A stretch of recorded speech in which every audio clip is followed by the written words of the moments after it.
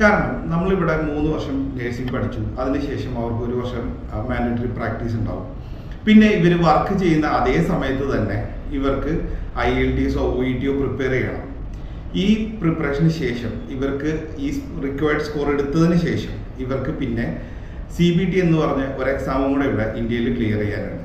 അതിനുശേഷം വിദേശ രാജ്യങ്ങളിൽ ഇപ്പോൾ UK-യിലാണെങ്കിൽ ഓസ്കി, ന്യൂസിലാൻഡിലാണെങ്കിൽ NCAP, അതുപോലെ തന്നെ കാനഡയിലാണെങ്കിൽ NCLEX എന്നിങ്ങനെയുള്ള ഓരോ രജിസ്ട്രേഷൻ എക്സാംസ് വേറെ ഉണ്ട്. ഇത് ഇവർ അവിടെ ചെന്ന് ഒരു 3 മാസത്തിനുള്ളിൽ ഈ എക്സാംസും ഇവർ ക്ലിയർ ചെയ്യണം. അപ്പോൾ ഇതൊരു ടൈം ടേക്കിംഗ് പ്രോസസ്സാണ്, ഒരുപാട് എഫേർട്ട് വേണം. പിന്നെ ഈ ഓരോ പ്രാവശ്യവും സാധാരണ നിങ്ങൾക്കറിയാം എത്ര പ്രാവശ്യം ഇവരൊരു OET എക്സാംസ് റിപ്പീറ്റഡ് ആയിട്ട് ഇവർ അറ്റൻഡ് ചെയ്തിട്ടാണ് ഈ എക്സാംസ് എല്ലാം ക്ലിയർ ചെയ്തിരിക്കുന്നത്. അപ്പോൾ അതുകൊണ്ട് തന്നെ ഈ ഒരു ടൈം ഗ്യാപ്പും ഇവരുടെ എഫേർട്ടും റെഡ്യൂസ് ചെയ്യാൻ